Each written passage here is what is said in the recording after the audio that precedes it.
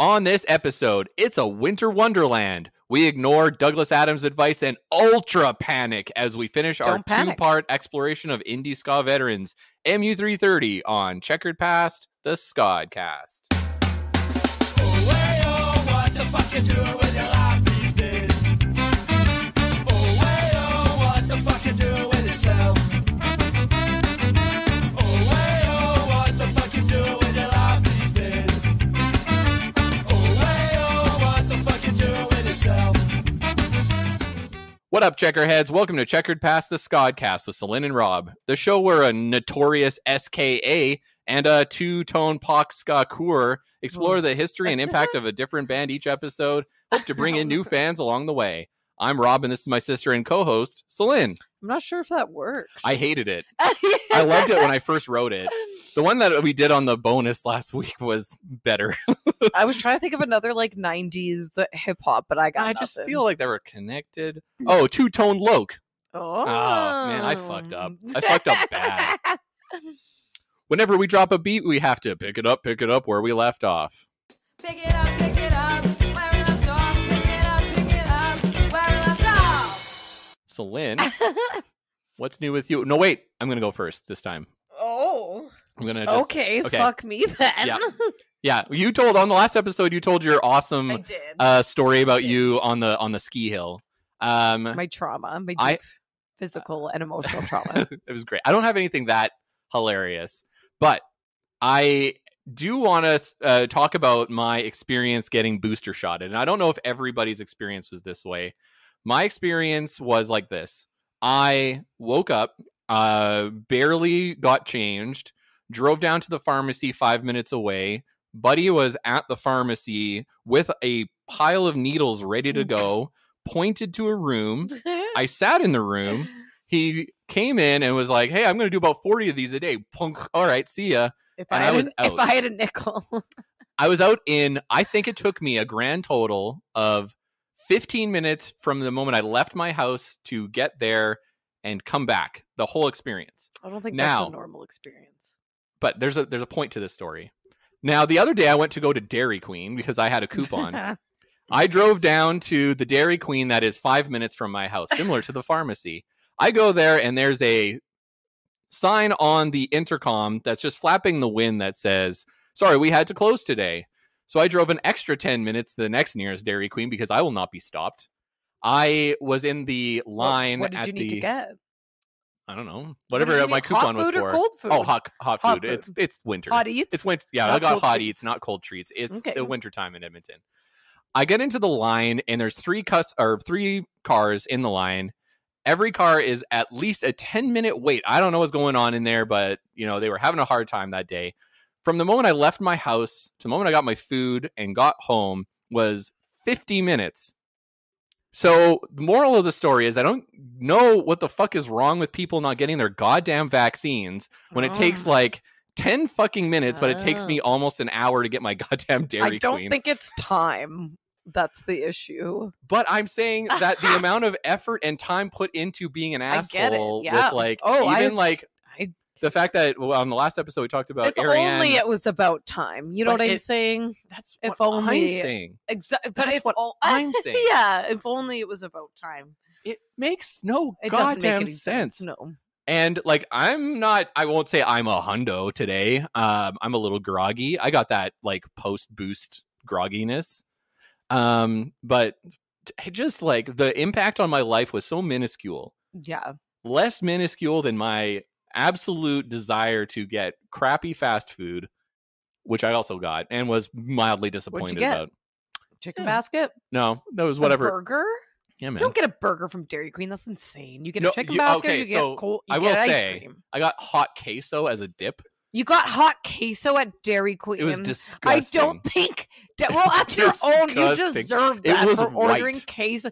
I was discussing your weird obsession with queso the other day. You love queso. I do love queso. It's not good all the time just because it's weird hot No, cheese I am sauce. learning that it's not good all the time. The white queso that I had at Dairy Queen white queso. Anyway, what's new with you? My God. Well, I'm playing Pokemon Arceus, Legends of Arceus. It's pretty it's weird, but it's good. I was gonna say something. Oh, you know what? I'm going through there's a lot of bands that I didn't allow myself to listen to as a youngin' because I was like too edgy and cool. But I like secretly listen to them, so I've been like getting into Death Cab for Cutie. Oh, sure. And I watched their NPR Tiny Desk concert, and hot take, NPR Tiny Desk concerts are very good. Oh yeah, they're fun. Nobody else thinks that though, just me. Right. Yeah. But anyways, watch the Death Cab. How do you feel about Wait, Wait, Don't Tell Me? Incredible. I was, and then think about who? Another very popular NPR thing. Oh well. I mean, I don't know. All of them are very good. Yeah, NPR is good. I'm saying that as a Canadian. So yeah, a lot of their newer stuff is good. I was listening. They played on the NPR thing like Black Sun, and it was like I almost cried. It was like very, very, very moving. He is quite the artist. Yeah. I can't believe he was married to stupid Zooey Deschanel. That's upsetting. She's married to fucking Property Brother. Bullshit.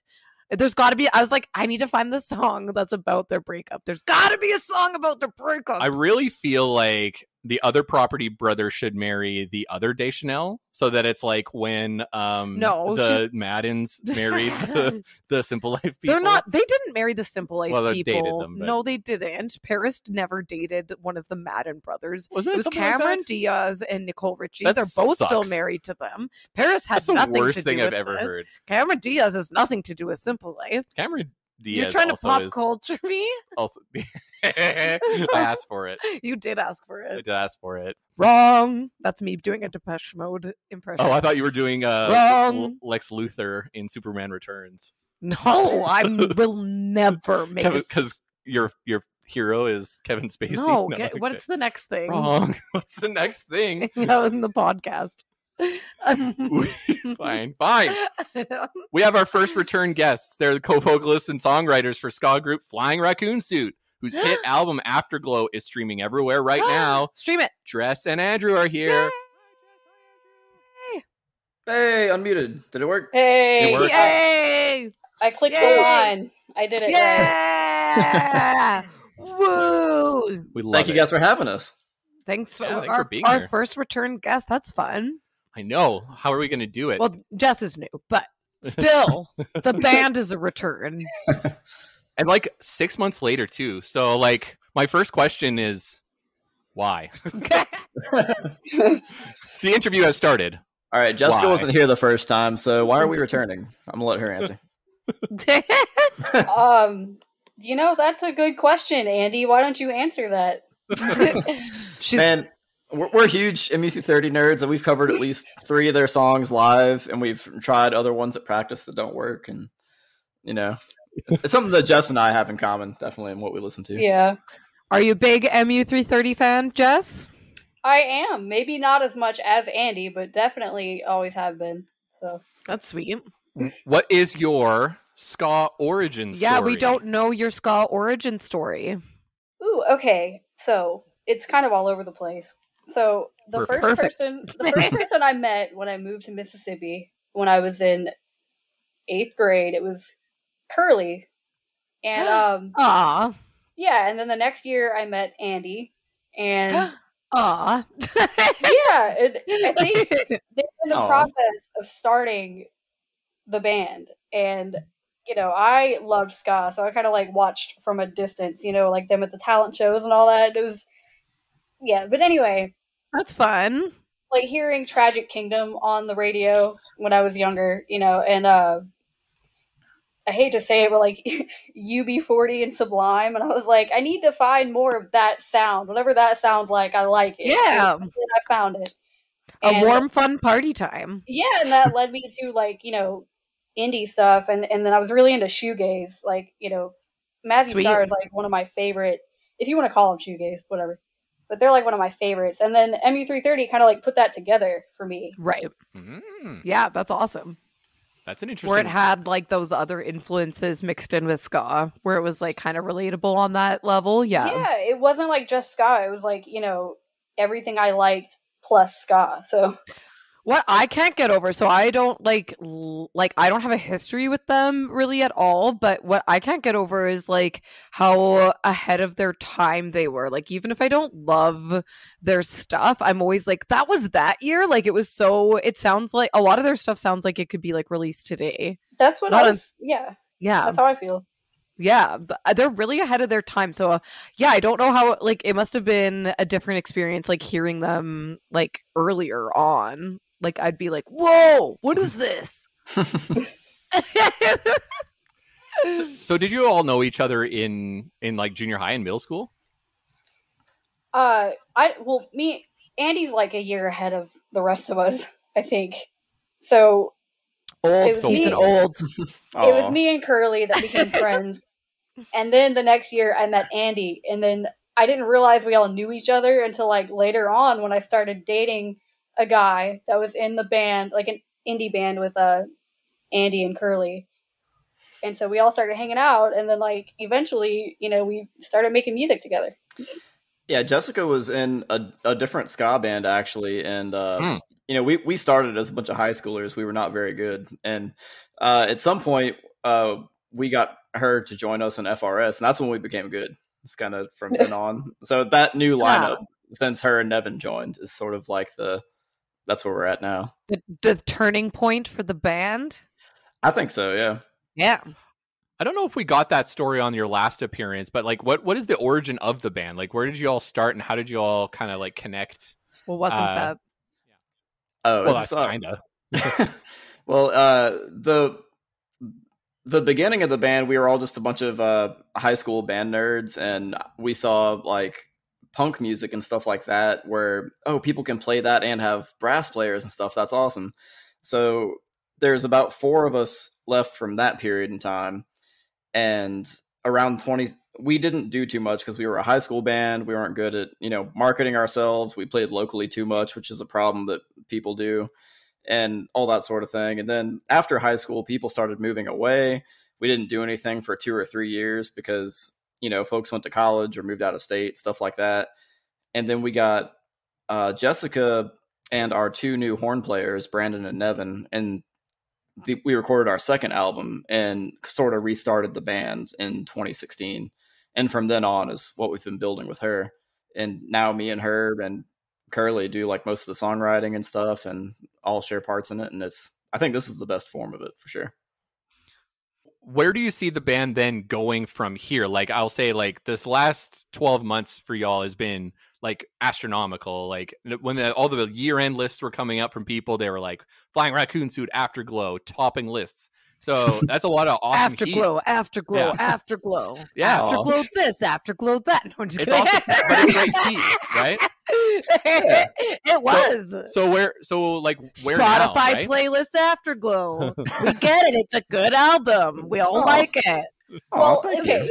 Saying compliments in a sarcastic way. It's I great. like- We all enjoy it. I like to screenshot every time someone like mentions something really nice about us, so that when I feel like shit about myself, I'll just bring up this album full of like nice things people say about me. That's a good tactic. It's good positive reinforcement. Yeah. I have a Polaroid wall of like my friends to remind myself that I have friends. Oh, that's sweet. I need to do that. Yeah, because whenever I'm sad, I'm like, no, you have friends. Look how happy you are there. That's awesome. Yeah, that was too vulnerable. Well, by the time this podcast comes out, we'll be touring on the album, so that'll be cool. That's awesome. Yeah, so in a week from recording this, I'm guessing the podcast won't be out in a week, but we're announcing 2 weeks with Stuck Lucky during the spring, so that'll be cool. Rad. And we've got a few other things to announce. So finally getting to tour on the album will be cool for us. Yeah. Because, like, yeah, it sucks to not be able to, like, tour right after, like, the heat off your album. But I feel like it's still happening. I feel like I've seen a lot of people still, like, I feel like there's still quite a bit of, like, talk and heat on it, like, still currently. Yeah. Yeah, it worked out, and I think with me and Jessica, at least, we were online and able to push it kind of well, so it didn't matter that our album release show was like half a year late and stuff like that, because we were still trying our best to like let people know, hey, we released some. I consider our album release show actually to be Fest. Like, that was where we, like, really rocked our new album. That was with the biggest crowd for sure. Yeah. Yeah. How many people were at the Fest show? Like, would you figure? For ours, I don't know, maybe like 80 or so. What do you think? Holy crap. But ours was like, we were sort of the beginning because we are not a Bad Time Records band. So we kind of played, and then it was all Bad Time Records bands after that, and it packed out for the rest of the night. It might have been more than 80, but it was packed, and like people were dancing and singing that had never seen us play live before. It's so surreal, like watching people sing your songs back at you. I was like about to cry. Like, I never thought that would be cool. A thing. Yeah. That's amazing. It's like my little girl dream come true. That's incredible. You deserve it. So how many were like, this is pretty early in the year. Like, what is how many shows do you think you can knock out this year, and what are your plans for the future? So I think we're going to also, when does this podcast air, just so I know what to say? I am gonna vamp just a little bit. The 8th of February. Okay, that's not bad. All right. So we're touring all through the South and sort of the Northeast and Midwest areas we've never gone before. We hit a couple of stretch goals in our Kickstarter that we're fulfilling in the next month or so. So we still owe people a bonus EP, and it's going to be weird. Do you want to talk about that, Jess? Man, there's tuba, there's banjo, there's like, That's fun. There's like a whole new like dark synth pop version of one of the songs off of Afterglow. We did remixes of some of our songs, like folk songs, or Jessica was like, hey, can we do a song in the style of Lord? We're like, sure. Sweet. So we did one I like love that. Yeah, I'm a synth pop fan. I love synth pop. You're going to have to let us know what you think after you hear it. I'm stoked. I'm excited to hear it. So it sounds like you took it as an opportunity to like experiment and have some fun to like put out this EP. We definitely like made it. There's no ska in it like at all. So it's like, Oh, Driftwood. well, I wouldn't consider that even. Well, maybe, but to me it sounds like if like Mazzy Star took on like ska songs and like redid them. Sweet. That sounds sweet. Which is, Hope Sandoval is like one of my inspirations. So do you see yourselves like pushing the boundaries away from ska more as like you start to write new material? Like, is that kind of part of the infrastructure now? Nah, well, I at least think the backbone of our stuff will always be ska, and also that's the community we love and sort of the music we love, but it'll probably be similar to Afterglow, where we have our weirdo tracks that aren't ska. Okay. and then we have ska fused with different things and stuff like that.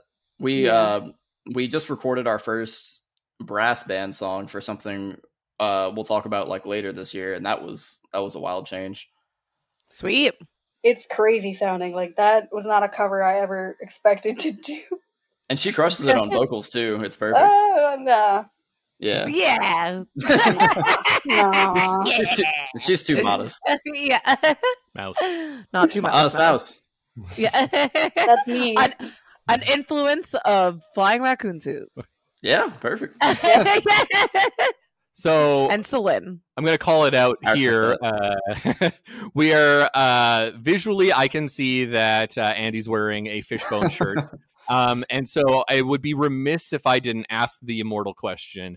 What is your relationship with Fishbone, and can you convince Slyn that they are good? Rob is putting his hand out. I'm doing the And- Italian man talking about Parmesan cheese. What don't you like about him, Celine? Which is canonically not racist. It's okay. So I want to preface this because this is what I want to say, like, just like my like acknowledgements as like a cisgendered white woman in a heteronormative relationship that like I thought they were white dudes. Mm-hmm. I kind of went harder on how I didn't enjoy their music more when I thought they were white, knowing that they are people of color. It looks bad.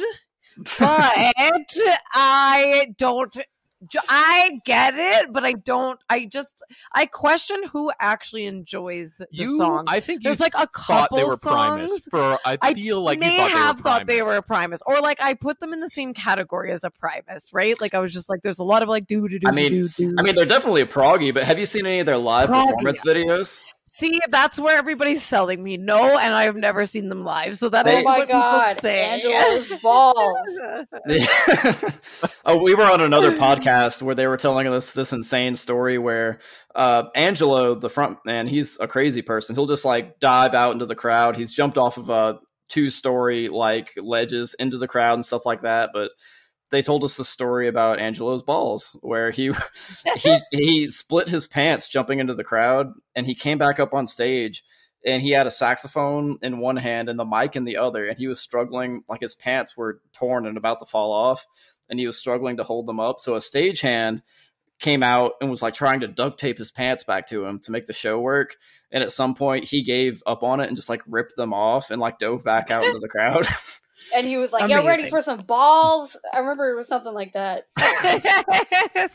When the Planet Smashers were on our show, the trombone player was telling, or no, it was the saxophone player. I was very antagonistic. Was telling an insane story about opening for Fishbone, and it was in Europe, and somebody jumping on the stage and like throwing Angelo off the stage, and he got back up and tossed the guy to the ground, and while still having a microphone and singing, punching the guy in the face, and kept doing the same song. God, I feel like there's no shortage of wild Angelo stories. So out there. Get it, I get that, but like if you hadn't, regardless of all of that, like song alone, album alone, like sitting down and listening just to the music, right?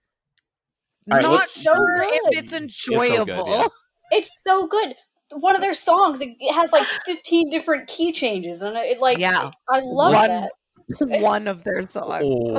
Listen to Unyielding Conditioning while reading the lyrics. It's such a perfect song. That song is so beautiful. How many people at this time have told you to listen to Unyielding Conditioning? Can you say on pod, have you done so? I unyieldly condition my hair once a week.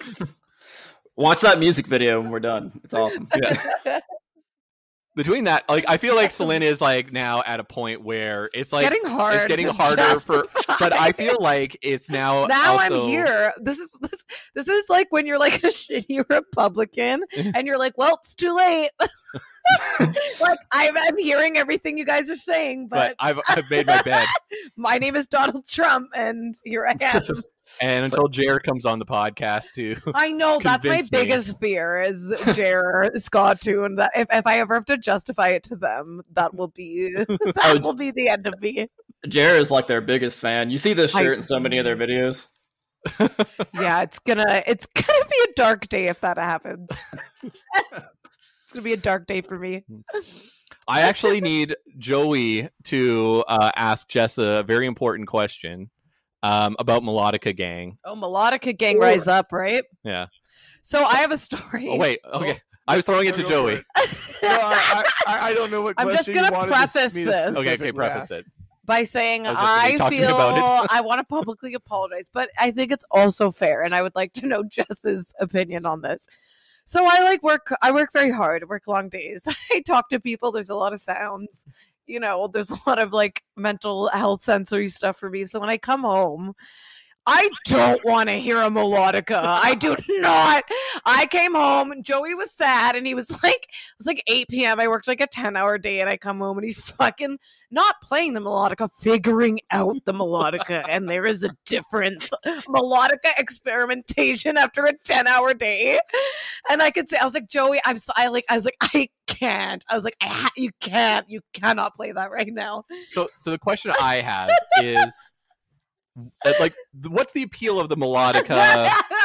Right? Like, this is there is only two opinions about it. Is I love the melodica, or I can't handle hearing it. But, okay, I'm sure it's fine if you can play it well. My first question to you, Celine, is when you hear it like in a song, though. Which song? It's in a whole bunch of ska songs. Yeah, I don't know. Like Sonic Boom like- 6, Big D, and the Kids Table. They use it all. Okay. The Yeah. specials? The Oh, yeah. intro to Message to Rudy. Okay. Oh, like boop beep beep beep beep boo. Well, not the horn part. No. The bum, bum, Yeah, that little intro thing. That's not what I came home to. What I That's no, not what what you I came home to. was me rocking the shit out of a Sweet Budos Band song, and you couldn't Rocking handle the how shit rocking out it of was. no, you were if you played it well, it's a different conversation. Hey, So I played it 6 or 7 times. That Let's- YouTube video. let's I've been ask pretty good let's at ask it. our guest, Melodica, what was the inspiration? And will we be hearing multiple melodicas in future songs? Okay, so 2 questions. basically, What was your inspiration for getting the melodica? I think is the one Yeah. of the questions. That's right. because Andy told me to.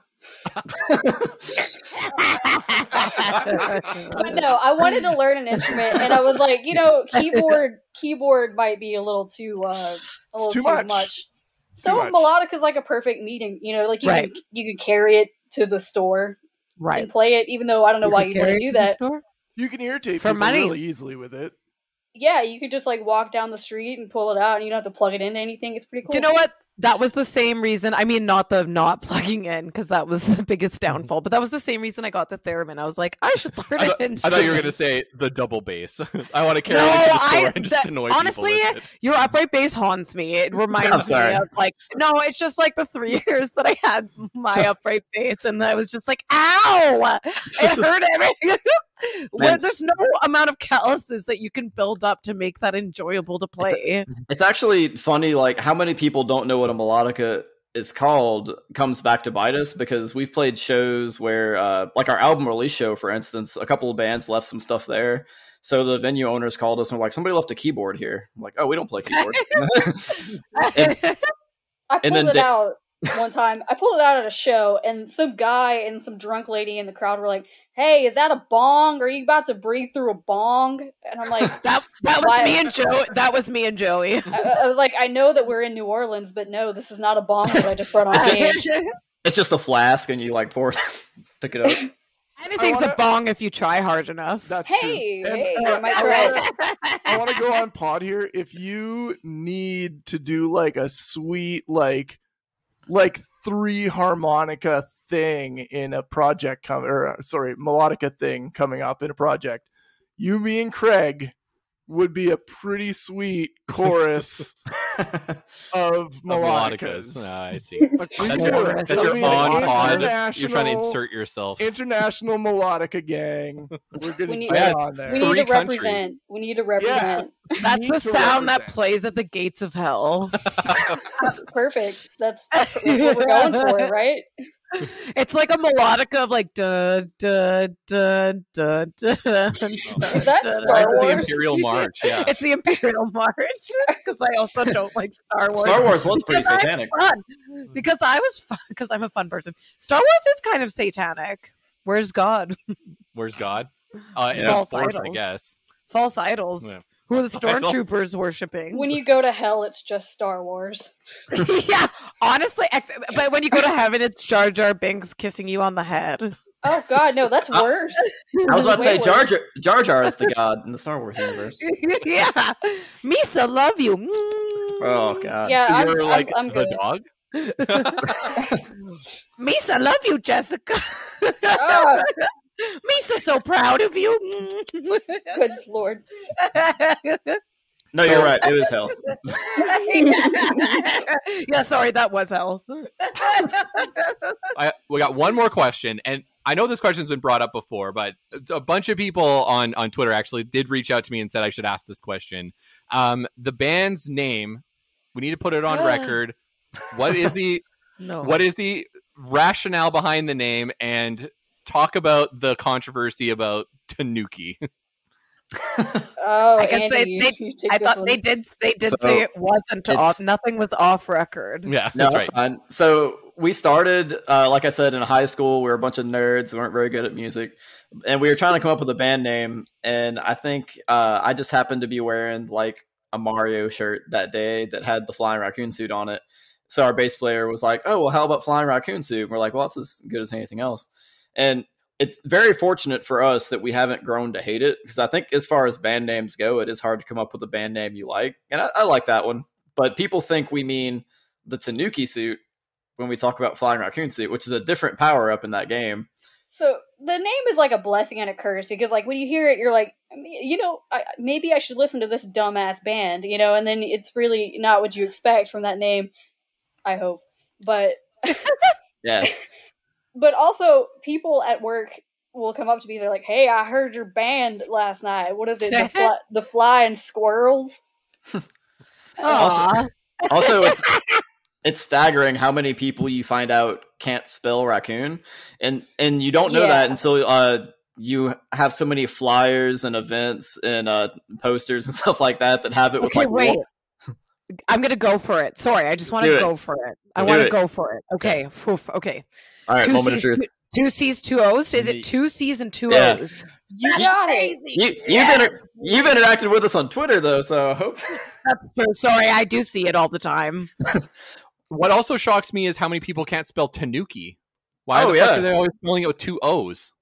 What is that? That's not a Japanese thing. 2 O's doesn't make it an oo. Right. That makes no sense. Yeah, there's a translation thing between like the actual Tanuki in Japan, which is the raccoon dog, and then the thing in Mario, I'm sure. But then neither of them is the Flying Raccoon Suit. But I can empathize. So my salon that I co-own is called Daughter Salon. And the amount of fucking times people ask us why we named it that, I'm just like, I don't know, because it sounded good. Like, we were literally just like spitballing, and we were like group of women, and we were like sons. You know how there's like sons? I'm like, what about daughters? And then I was like, yeah, daughters. And I was like, it's like a sisterhood, but it doesn't have to be about gender. Yeah. We had this like fucking incel dude walking around, and he was like, why would it be like inclusive if it was called daughters? I'm like, because it's for everyone but you. It's like literally for everyone but you. And also you don't need to be like felt included. You're fine. Mm-hmm. So I want you to fix me and make me pretty one day. Yeah, I want to do your hair. You're already beautiful, but I can give you a fancy lady hair. Make me hot. Gladly. If you're ever here, I always keep offering out our house. I stand by it. You guys can stay over here. We have several couches and a guest room. It's okay. We've already invited ourselves. Yeah. We can do karaoke in the basement. Oh my god, that'd be awesome. Hell yeah. I literally even have gear to borrow. You have gear. There's gear. You don't have to bring it across the border. You can just borrow all my shit. Yeah. Anyways, I have. No good. So it sucks to be. It sucks to have your name questioned all the time. It can be very. It can be very exhausting. I empathize. Look out for my new band, Cat Bell. I mean, it is good because it piques people's interest. It's just the amount of times it's like, oh, sorry, it's 2 C's, or there's no E, it's suit, not sweet. And stuff like that. I feel bad telling people that. Flying Raccoon Suite is sweet. Flying Raccoon Suite. Aw, what would it be? Like a tall... in a tree. It would be in a tree. It would be tall in a tree. There's too many raccoons in this hotel room. I was about to say, I was just thinking about just like a raccoon themed hotel. Yeah. Yeah, that's what I was thinking. Or like that's what I said. How dare you co-opt this for me? Don't. Or like a cafe, like in Japan, where there's like Fox cafes. It's like a Flying Raccoon Suite, and you go and you get a coffee, and then you go in the suite with the Flying Raccoon, and there's some ska music in the background. Perfect. It's a good time. All right. So then you know what that means. It's time to take the time, Scott. No! Ah! What happened? Why is it so scary this time? Yeah, sorry. You said you wanted noises. That's what you're getting. Yeah, I was trying to talk you out of the songs, I guess. Speaking of noises, I can do a really good dolphin impersonation. Okay, and this is the time, Scott Sheen. It's hidden in the album somewhere. Oh! So you're not going to do it for us live? Oh, I feel teased. No, I don't. It's going to like... Do it. No, it's going to ruin your speakers. Okay, I'll do mine. What's up? That was That's a a dolphin. Clone High reference. That's a Clone High reference. I don't know if you've. What's that? There's like a little. It's a cartoon, and there's like a little dolphin tattoo people keep getting, and it says "What's up?" What's that? That's such a deep cut reference. I need to look that up. Hold up. You would think it's funny. You would. I promise you would think it's funny if you understood it. Everyone does. Did you see the pool? Oh my god, I want to get that. Yeah, the dolphin tattoo that says "What's up?" Okay, when Oh, you it's so come to cute. Edmonton, You'll we're get getting Janine to friendship come. tattoos. I Ah! have a friend that would absolutely. I've been wanting to get that tattoo for a long time. Of course you have. Also, there's another reference: 2 peas in a pod. Oh yeah. You'll watch the show. You'll get back to me on whether or not you want that friendship tattoo. I'm gonna watch this now. All right. Watch Now the show we're on doing pod. Yeah, we'll be back in like whatever. It's 13 episodes. Like Hey, 5 we're hours. we're 4 or 5 peas on a pod. Oh. Joey's really impressed. That was good. Yeah. Let's get everybody caught up on the history of Mu330 from our first episode, because we're doing part 2 today, and we're getting through all the rest of their history from 1998 to whenever they finish, I guess. You'll find out on this episode. So, previously on Checkered Past, the band is from St. Louis, Missouri. Wanted to be like Fishbone, but bass player Chris Diebold couldn't do the thumb thing. One of my favorite quotes of all time. We have Dan P. singing, playing guitar, playing saxophone sometimes, and writing most of the songs. And Ted Mole is the drummer. So, ignoring my saxophone comment, Celine, how many horns are in Mu330? I literally wasn't paying attention to what you were saying, good. and I was smoking my vape pen. So, You said something about a saxophone. yeah, it's not there, though. What do you mean? It's not You real. just said something about a I saxophone. know, I said something about it. But remember, What did from you- our prior episode, how many horns? Did I already answer this Yes. question? No. This is gonna suck. I don't know. Okay. You're Just how many? flicking How many? fingers. Yeah. 2. Right. Right? That's right. And they And are a trombone right. and a trumpet And and a saxophone and and a trumpet and and a saxophone trombone. yes. What? Two That's not trombones. two. I Two said trombones. A There's trombone only and a 2 trombone. Oh, that's not what I said. Oh, that's what you implied. Yeah. As per Curly from our first episode, Oh. they're honking all over the place. They're honking. 2 2 trombones. That's Ro- a wild. They do indeed Robert honk. Bell and We discussed Jerry that was Lindquist. wild. I'm assuming. Yeah. Okay. we on our first episode we discussed their first 3 albums, Press, Chumps on Parade, and Crab Rangoon. They started off on a more like hardcore punk ska thing, being a little bit more wild and all over the place, what they would call psycho ska, and then on Crab Rangoon switching over into a more indie rock ska feel, right? That's the one that basically Aaron Carnes is running around telling everybody is the best ska album of all time. So it has its defenders. People love it. I think I said it's okay on the last episode. I'm waiting for people to demolish me for that. So it takes us into 1998. The band releases a best of compilation at this time in Japan with 4 unreleased tracks, including a cover of Vacation and a song called America's Funniest Video, which is not a cover of the theme song. It's just about the TV show. That also delights me. R.I.P. R.I.P. It had a ska theme song. R.I.P. Bob. Oh, yeah. Oh, Bob Saget. That's Bob what you're saying. Saget, Not yeah. the other guy. No. No, yeah. Whatever Wait, his name he's is. probably dead too. No, he's still alive. The pyramid guy? He's still around. He won't be for long. Another threat. I don't know how many people you're going to threaten today. threatened.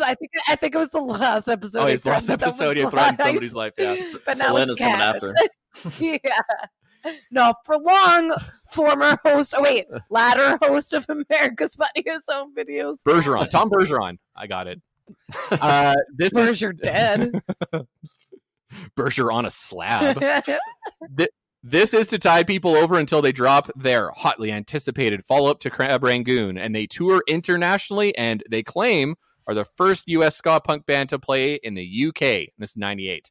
For the sake of argument, we're not going to talk about the best of or those unreleased tracks too much, but I did queue up Vacation, which is a cover of a Go-Go song that I think is just a delight. If it plays. Nobody asked. I'm just kidding. Nope.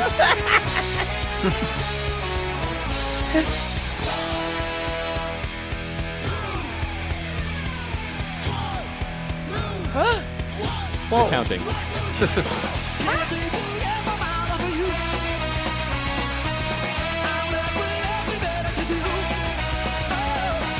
How do you feel about this? Vocals are sharp. Oh, that's just the way it plays, remember? And this is the previous vocalist too. This isn't Dan. Yeah, that's right. Punk Rock Sting? Jason? Is that him? Or, yeah, Punk Rock Sting. Punk Rock Sting. He makes a comeback. You can't keep him down.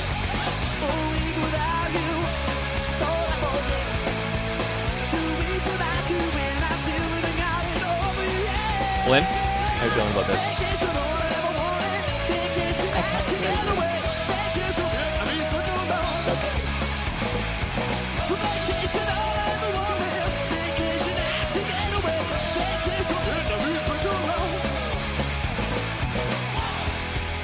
It's good shit. Yeah. There's an alternate universe where this is what the band turned into, I think. Well, actually, there's Orange Tree up in St. Louis is Jason's band after Mu330, so they're still going. But I don't remember them having this punky of a feel. Am I misremembering Orange Tree? They ended up being like sort of indie grunge rock stuff, but they did have some ska kind of early. Oh yeah. Oh, they were on the Jump Up compilations. That's when I remember them. Yeah. they were rad. I find those vocals tough on the ears. Ooh, I like it. I find those vocals a little tough on my little ears. I like the whoa-ohs. You like the whoa-ohs? I do always like like an a whoa-oh. anthemic song. I had a tough time with this album. I enjoyed. This is the best of. We're not in the. Oh, we're in the yeah. best of. What's this? Yeah. What are we listening to? That was just a little palate cleanser. But that was MU330. That was MU330. Yes. Yeah. No, I didn't just play a random different. You were band. just playing a cover. Yeah. Well, when did this song come out? In between the album which you're speaking of? That's right. Oh, that's why you played it. That's right. I thought it was fun. Okay. It's not as good as the original. You know. All right. I'm telling Scott Twitter. Point taken.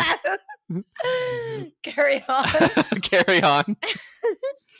So we move on to 1999, where the band takes everything about Crab Rangoon and expands it to the most ambitious album, I would say, of their career, which would be their self-titled album, which I think is what Celine was kind of teasing up there. Many of the shows played during this time would be recorded for a future release. They would also close the year up with a rare Christmas album, which included several originals as well as a cover of a bunch of carols and stuff. So that's kind of what we're going to chat about next. Is these two releases that kind of came out in the same year is MU330, the self-titled, and then Winter Wonderland right after. So let's get some first impressions. So Andy, we'll start with you. R.I.P. Impressions. So this album, Okay. this was definitely one of my early favorites, and I remember being in high school and just all the little like horn players trying to figure out the horn line to Rocket Fuel, which the horns in that song sort of going around. They start like A, B, and just like stagger like two beats after each other. We always thought that was really cool. But yeah, it's just this album's incredible. I don't know if I like it better than Crab Rangoon, but I'd put it at about the same. What is it about it that really strikes you? So yeah, so you say in Rocket Fuel, there's like horns kind of doing some more challenging things, but what about the album in general? What really grabbed you about it?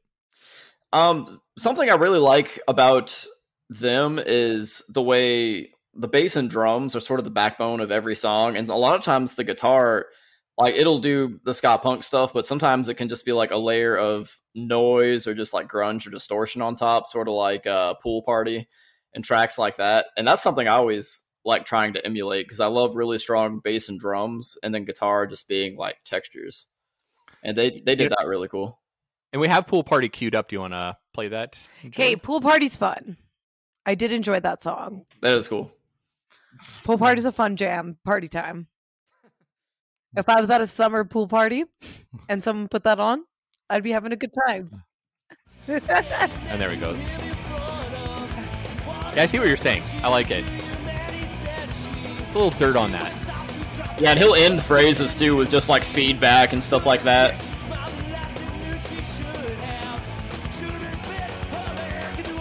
Like right here. I can't do a keg stand. Yeah? I cannot. No, neither can I. I've done it. Yeah, that makes sense.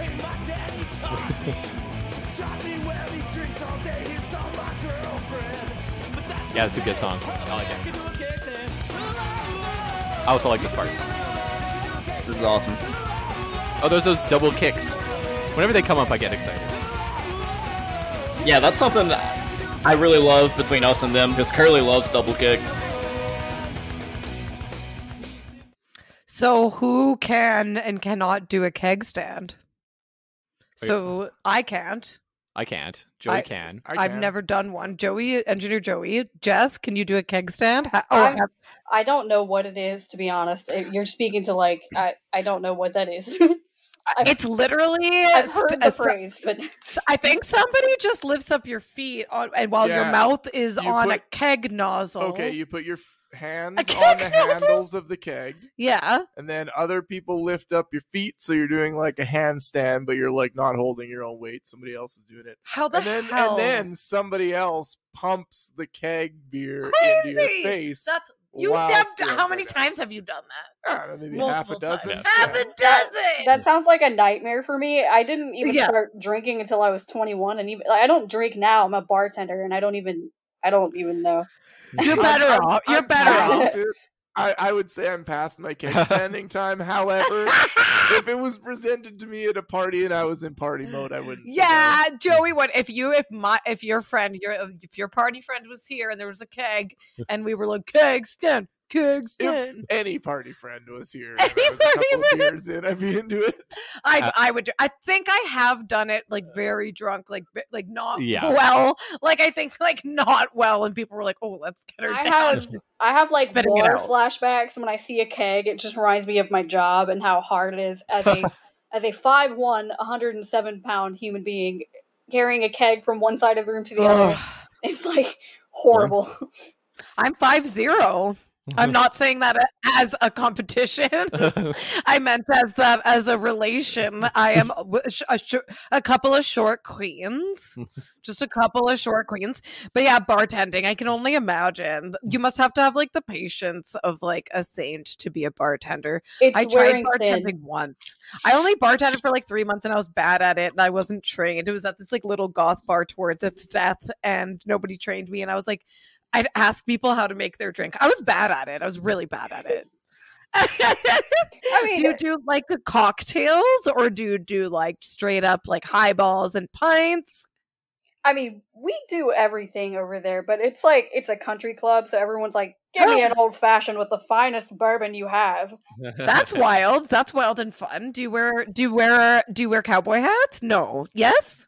What? No. Do you wear no? Okay. Sorry. I would. Golf course, she meant. Golf course. What did Country you say? club. And Country you club. thought I that was meant like they're thinking- cowboys? Yeah, no, I definitely meant like rich people. That's amazing. That is actually hilarious.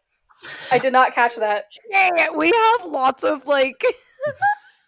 Okay, what's the one I'm thinking of? What's the one I I'm don't know. thinking A of? dude ranch? The one there's a what is the A Cook honky- County? A honky There's a- tonk. Honky Oh, that's tonk. a bar. There's There is country a bars. place called bars Country is- Bar. So Yeah. there's a place called Cook County, and that's what I pictured. But I Oh my did God. see you talk about golf on your Twitter, so I was confused. But I was like, well, maybe there's like a golf adjacent day job, and then you also work at a country bar at night. My brain works very fast. But yeah, Yeah, Cook County. You come to Alberta, we'll go to Cook County. It's actually pretty fun. There's a bowl. You could get a job. Yay! That's a threat. He's got a plan. Yeah. So back to the album. So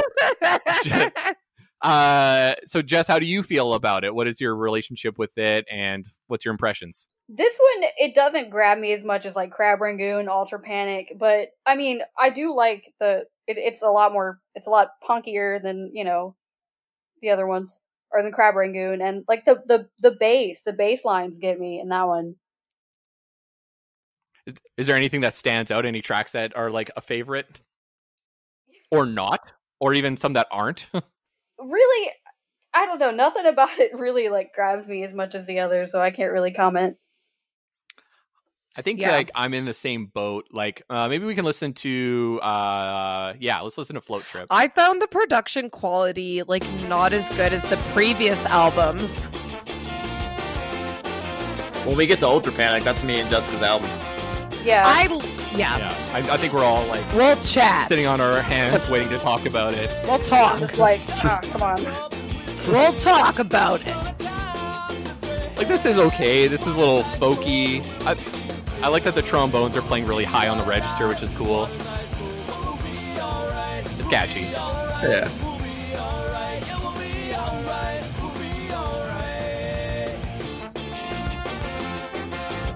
That's neat. There's something about the self-titled though that just like you said, Jess, just doesn't grab me. Yeah. I feel like they took Crab was like very cohesive, and then they took everything and just went like out in as far directions as they possibly could. And like anything that was like tickling their fancy, they went way out there. And I think for me that I didn't respond to that as well. What about you, Celine? I'm so sorry. I can barely hear you. Okay, when the music is playing for some reason with my headphones. That's okay. So what are you feeling with the song? With this album? With the album in general? Yeah. I thought she had a bit of flop energy. I thought there was like 2 to 3 bangers, but like I also I'm a little bit of a brat, and I'm kind of like a bangers only bitch. So like I understand, you know, like I'm a millennial with like a Gen Z mentality where like I will just listen to the singles and the bangers, you know? So like, I don't know. I did think the production quality didn't sound as good, and I didn't like the vocals, especially in comparison to Ultra Panic. So maybe had I not we're so colored. Yeah. Well, let's play one more track off of here. Let's play San Francisco. I think this is a song that a lot of There's people... There's a Johnny Sacco reference. In San Francisco? Yeah. And that was exciting. Your other favorite band?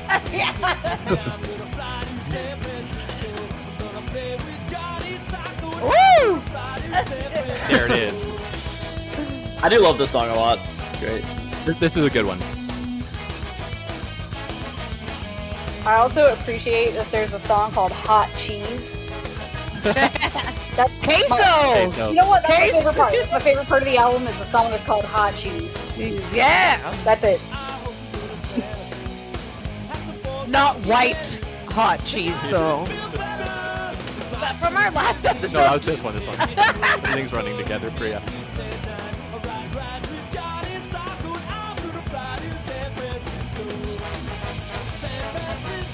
Songs like this of theirs are what motivated me to write songs of ours, like Mississippi and stuff. Just like short 1-minute songs about a place.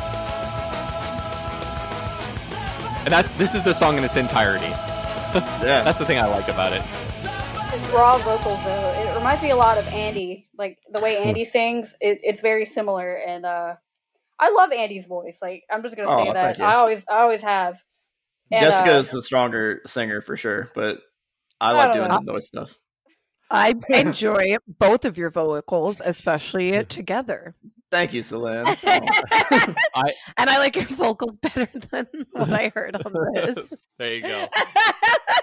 It was good. This last song was good. I did enjoy San Francisco. So for me, I felt like maybe it was just me. Like I just felt like a lot of the songs were like 5 beats per minute too slow for some reason. Like everything felt like it needed one little and then it would have been great. But I don't know. I've been roasted so many times for my shrug emoji over this album on Twitter. So I'm sure I'm going to get more of that. But yeah, it's never been my favorite. I think, again, if it like hit me at the right time, I would feel differently. But listening to it now, it's a different experience, especially in comparison to their later albums. I think about this band that I love overall. Like, I love perfectly, like, imperfect vocals, like Isaac Brock, for example. He sounds like, if you isolate him, he sounds like a crazy man, like, in a padded room, But it's incredible. And, like, Dan P is kind of the same. Like I wouldn't say he's as extreme, but, like, he's got this, like, imperfect voice that just works so perfectly with the music to me. I like what you said. I like imperfectly perfect vocals. As a concept. Yeah. As a concept. I think that's about all that there is to be said about it. But the Christmas album, I only want to play like one song off of it. But the thing with this Christmas album, it came out the same year as the self-titled. It was meant to be just like one song for one Japanese compilation, and they decided, why don't we just record 10 songs? And 8 of them are originals. Well, one is like a Garrison Keillor thing, which was like, when I got to that part of it, because I hadn't listened to this in a while, I was like, I forgot they did this. And it's like 6 minutes long.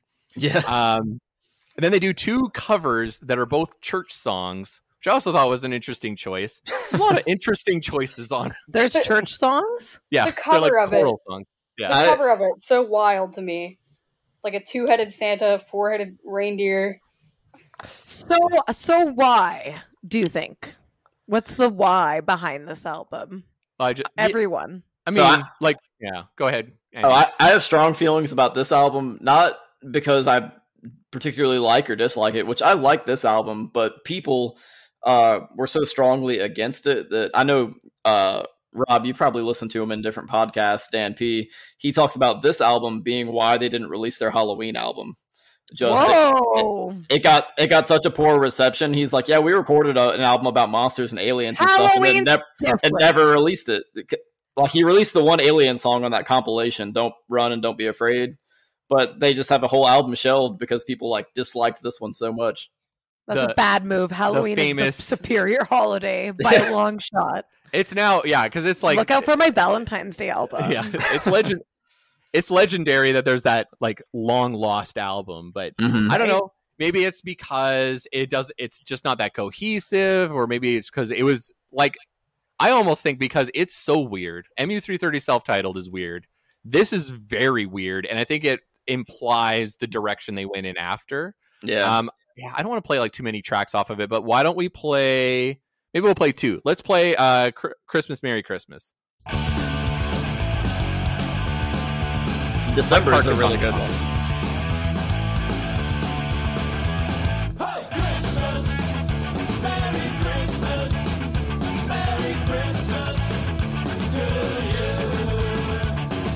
Christmas, Merry Christmas. It's kind of all there is to it. It sounds to me like if the Misfits became like happy and like wrote ska for Christmas. That one time. It gives me like Misfits and like Ramones vibes. I don't know. Very Ramones. That's the band The Independents. That's the Misfits meets. Oh yeah. Yeah. Remember when the Misfits went rockabilly? I would have way rather they went ska. Scamone's Core. Oh god. What's the other song I have? 3 Days Till Christmas is the other song I made a clip of. Oh, I right. just like don't know about Christmas. I like that Like the horns Christ? are supposed to sound like I don't know about Christ. Yeah. church bells.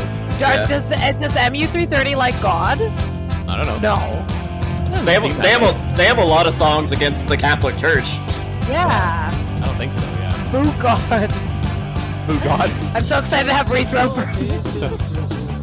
December is a really good, like, slow, sad song on the album that I think kind of stands out. I like sad. I don't like God, but I like sad. Honestly, yeah.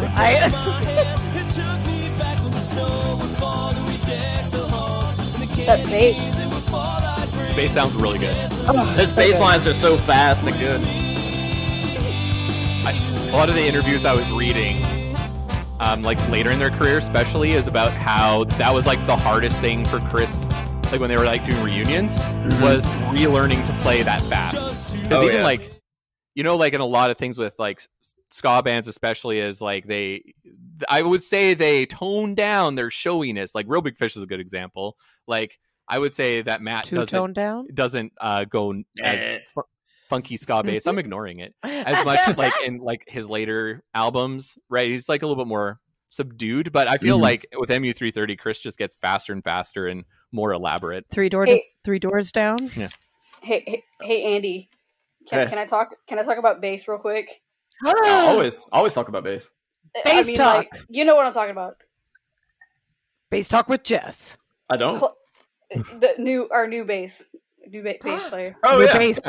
Okay. Nouveau bass. We have a new bass player. I'm just gonna say that now. And it's Clay from Joystick. Oh wow! Yeah. Whoa. I had no idea what you were talking about. Yeah, no. From Ska'd Twitter. From Ska'd Twitter. From Ska'd Twitter. It's like man, the bands are just congealing. Yeah. Well, I mean, when you're in the South, there's like us, Bad Operation, and like Joystick. I mean, we're all gonna like swap, you know. But yeah, that's awesome. That's exciting. So I'm excited to hear how that's gonna change our songwriting, which it's already like so much different. Sweet. Yeah, it's starting. We kind of sound like a different version of Joystick, but. What do you think the influences are that are different that your like new bass players bringing? Like, what are their influences? Well, okay, and are they different than yours, or are they the same influences? I don't really know him as well as Andy does, but I will say he plays a hell of a lot like faster. He's just crazy. I don't know. Yeah, that's fun. We like fast. Yeah, as far as bass goes, I think I know why you were thinking of this, because he does the same fast, like, alternate picking style. That's what that sounds like to me, was Yeah. Clay's playing, yeah. Being able to play the bass with a pick is already, like, I don't even understand. I know. So, now that He probably likes Fishbone. Well, no, why? No, Fishbone played with the thumb. I'm just saying because he's a bass player. Fishbone played a fretless bass, which is even harder. That's right. Oh, that's why you thought it was like Primus. Anyway, so they both play fretless basses. Yeah, let's play cool. Exactly. It's the same sound. So we're gonna take a quick break, and when we get back, we're gonna close up with their final album. What the fuck you doing with your life these days? What the fuck you doing with yourself? Welcome back to Checkered Past. We're here with Jess and Andy from Flying Raccoon Suit talking about Mu330. The time machine now takes us to the year 2000, as Silverchair once talked about. Mu330 drops a bunch of compilation releases, including a cover of Motor Breath for the cult classic tribute album Melodica. That's fun. What else? I'm trying to remember who else was on there. There's like the Iron Maiden cover, I remember. And man, what else? That was a wild cover album. I don't know. Yeah. I should have actually had the bands that were on there, because I remember looking at them like, Boss Tones, Real Big Fish, Less Than Jake, Pie Tasters, Big D. Yeah, they probably are. Yeah, Real Big Fish did the Lita Ford cover. Ooh, yeah. I like Lita Ford. Yeah. Now you're talking my language. So then 2001, yeah, that's right. That's all that happened in 2000. It was a tour year. 2001, all those live shows that they recorded in 99 are finally released as Oh Yeah Live. I love that record. I didn't put that in my notes, but I just wanted to say it. It's a firecracker release that attempts to capture the band's chaotic and frenetic live show, including all the sloppy warts and noisy high-speed antics. I think it absolutely takes all the songs that they had and just like puts it up to like 11 on the dial. It's not like the most pristine version of those songs because it's pretty crackery, but it's awesome. I love that album. It's awesome. Uncle Crackery. I just meant like the sound is like always kind of like there's a lot of feedback and it's like it's what Uncle Cracker. It's awakened something deep in my memory. I'll be the one to tuck you in, and this is not the first time I've sung this song. Yeah, I know, right? And if you wanna leave, I wonder if he's as cool as his friend Kid Rock. Won't find nobody else like me. Oh, gross. The liner notes in that live album contain a list of every live show they played up to that point, which was 1,300. Holy shit. Damn. That is working.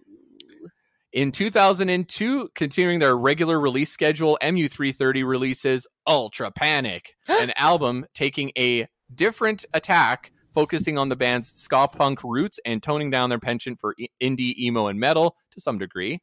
17 tracks, with most songs clocking in under 2 minutes. Chaz from the Blue Meanies plays organ, and he plays the fuck out of the organ. I like the organ a lot. Yeah. That really ties things together for me. And so let's talk about it. We alluded to it before. Ultra Panic, 2002. It fucking rips. That's my review. I liked your bit at the beginning. That was the opposite of who's the Hitchhiker's author? It's the opposite of the Douglas Adams. Douglas Adams. You should ultra panic. Don't panic is the big thing. Right.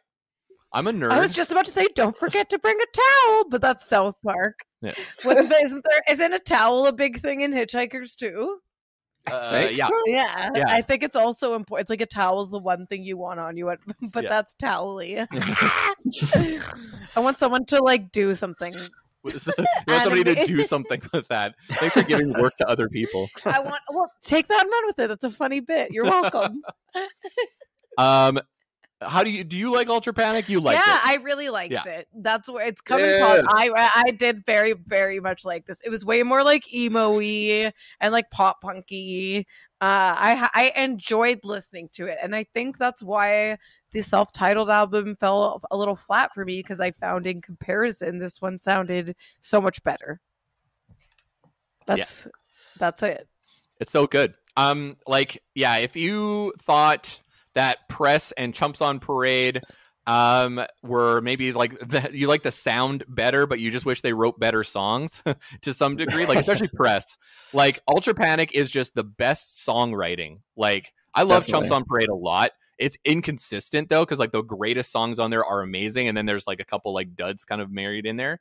But this is basically 17 amazing songs. Like I don't know how they're able to just like have hit after hit after hit. It's so good. And arguably their last album is their best album, which is almost always not the case for like most bands. We did Slow Gherkin recently, and like they went out on a whimper, not on a bang. Yeah. Whereas Mu330, like unfortunately they didn't do anything else, but you could go out on a worse album. Like this is phenomenal. Jess, how do you feel about this album? It makes me super nostalgic. It just reminds me of okay, this is gonna be really dark, but my parents fighting in the distance, and then like that's that's real life. That's emo. me drowning it out with the sounds of Mu330's Ultra Panic. Hashtag relatable. Yeah, and actually one of the first songs that I ever did with Flying Raccoon Suit was at like our second show, I think, officially as a band with me in it. We covered Raw Fish. It was at Duck from Joystick's birthday bash. Mm-hmm. Yeah, it was Raw Fish. That was the one we did. You said that's a jam. You do like a few different covers. Which covers do you typically do? So we've before Jess joined, we used to cover KKK Hiway, and that was also my intro to Mu330 because when we were little high school kids playing all ages venues, a touring band covered that song, and we were like, "Oh shit, who was that?" But we covered that Raw Fish, and now, as you guys have heard, Tell Another One. We should cue that up. Let's play Tell Another One. I actually have that queued up. DJ This isn't Khaled. your version. Another one. Tell. Another one. The originators. I felt so spineless. They should sue. fighting mine. If I knew I should have said something, but I didn't have the guts to There's that organ. Yeah. I like it. This is why I say what a jerk you are. This is why I say what a jerk you are. The jokes you told, you took them too far. This is why I say what a jerk you are. Here's why I say what an ass you are. This is why I say what an ass you are. I didn't have the guts that night in your car. So this is why I say what an ass you are. Tell another one. Tell another one. Tell another one. Tell another one. Tell another one. Tell another one. Tell another one. Tell another one. Tell another one.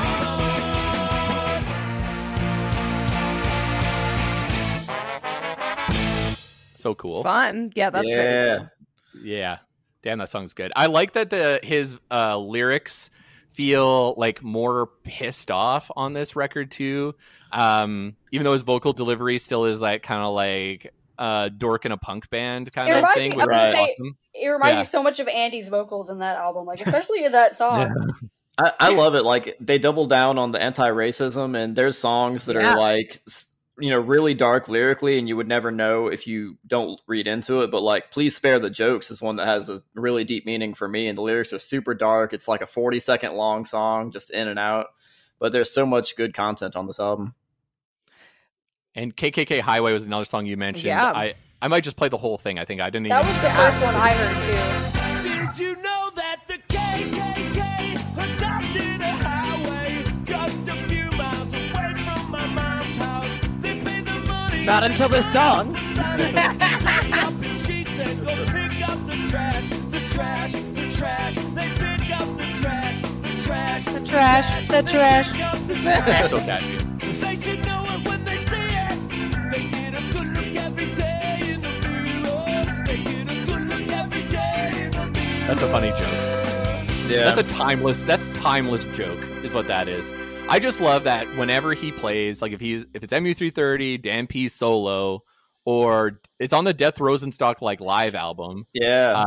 and they bust it out, and it's just like you can tell That is it very just fun. tears the house down every time. This sounds so much better than the last album. I'm Hey. sorry. This sounds so much better to me. And that's them. Like the only song they released since this album has been, I mean, it's still in the anti-racist vein. They put out Don't Worry, Don't Stress in 2017, and it was when all the white nationalist stuff was happening, so they did it to benefit Right. Southern Poverty Law Center. And they've always Damn. like been into it. Like Kings, yeah. Ska Kings. Ska Kings. Wait, Ska Daddy meter. Scott and King. Oh, Dan P. You wanted Scott Daddy? Yeah, I don't Dan know. P? Okay, wait. All right. I don't know what they look like. Oh yeah. I got it. There's a really classic. Okay, I'm pulling it up. There's a really classic Jess? What? picture. Also, Ska Daddy meter transcends gender, but we are basing them on looks. Our Mu330 is anyone in it a Ska Daddy? Dan, Are they? Dan is definitely a Ska'd daddy. Okay, yeah. He's like, no, I like the swoopy hair guy on the left that's kind of buff. Oh, and the guy on the right in the motorcycle jacket. There's some these not the old guy. Who's the old guy? That's Jerry. Oh my god.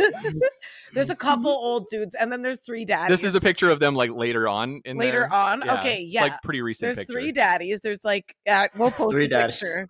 There's kind of a guy with Joey vibes. I just like you're not into Jerry. I'm so sorry, Jerry. No, not at all. Not physically. He might Super be a nice famous. guy. He's Yeah. famous. Well, like he's got a really like He's a very famous nice live person. presence. Yeah. He's probably a nice guy, but Yeah. the three tops. So I don't know. Yeah, So the Dan. Let's just do Dan. Dan in the Nerd middle. vibes, nerd hottie. Okay, so that's an 8 for me. And then honestly, we got some 8s. That you know what, Dan might be a 9. Dan might be a 9. Well, and then we got yeah. some 8. It's here. And Dan's a then 9. who's the old dude? I think that's. I'm pretty sure that the one you're pointing at is Jerry. he might be a 5. He All might right, be a that's 5. harsh. I love the nerd daddy vibe. That's my favorite. It's a What good would vibe. you? What out of 10? Out of 10, Jess, how is he Ska'd Daddy for Remember, you? Reese Roper is 10. We've decided Reese Roper is a 10. Okay, I'd say like 9.5. Woo! Wow. that's very cool. Yeah, he Yeah, is I cute. I respect want to that. see more pics. Are you So showing me again? 9.25 is the average. He is a nerd daddy for sure. A cutie little nerd daddy with feelings. He Look looks at like he has feelings. Yeah. He probably Yeah. does Yeah. have feelings. And That's a thoughts. great description. It looks like he has feelings. feelings. And that's hot. And that's hot. I'm gonna, You know what, Andy? ahead, You look Andy. like a guy that has feelings, Andy. Oh, thank you. I was just gonna say, swoopy haired dude, Ted Mole. I also love that he is a fellow biologist. So that's really Oh, cool. but he's Yeah. kind of hot, right? Yeah. He's a little buff. He's got swoop. I love a swoop and a hot. That's Joey. Joey, look at him. I love how you had to ask Andy if he's hot. Yeah. He's a pretty cute dude. He's a pretty. All people of all sexualities can say if someone's attractive or not. I actually do love putting specifically men on the spot if other men are hot. It is Yeah. something I like to do. why not? No, and most people are receptive. Dan P gives me. What do you Like- think, Rob? Oh yeah, like I mean, I aspire to make this face and look this good. Yeah, he's Yeah. so cute. in I don't that have curly picture. hair like he's this. really cute in that picture. Mhm. Yeah, no, I'm not there. I'm not there yet. I'm aiming for it. Working towards it. Aiming for it. I want to be One- a Ska'd daddy. I want to be a Ska'd daddy one You day. are a Ska'd daddy. Oh my god. You are a Ska'd daddy. Oh, You're I'd say you're 10. You're on the Reese level of You're on Ska'd Reese. daddy. The lead singer of Dang. Catfight and You. That's big. Yeah. Brit. We should let's play another track. Let's play Serious because it's my favorite song on the record. I think I put it towards the end. That was smart of me. There you go. There's some cool vocal interplay. Oh yeah.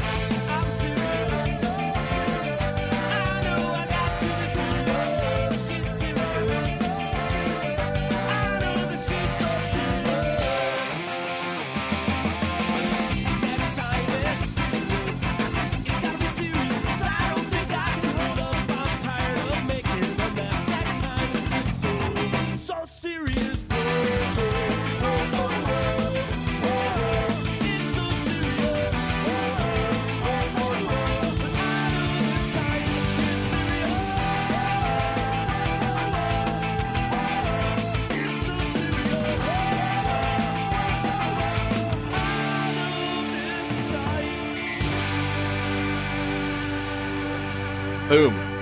Yeah.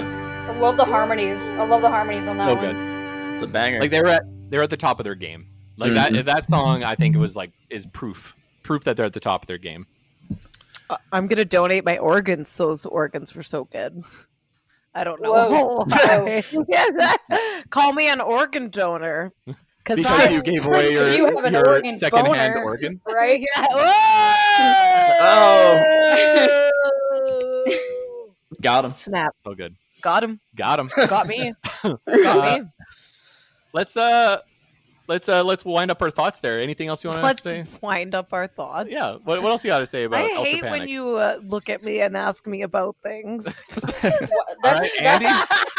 Well, then I guess that's the whole premise of what you're doing right now. So Yeah, and I don't like it. It comes out here. Celine does not like the podcast. I saw a note That's on your canon. phone that said this is fun and emo about one song on there. Okay, I actually kind of want to read out all of my notes because they're insane. wait, And are you being held hostage? Hold up 3 fingers if you're being held hostage for the podcast.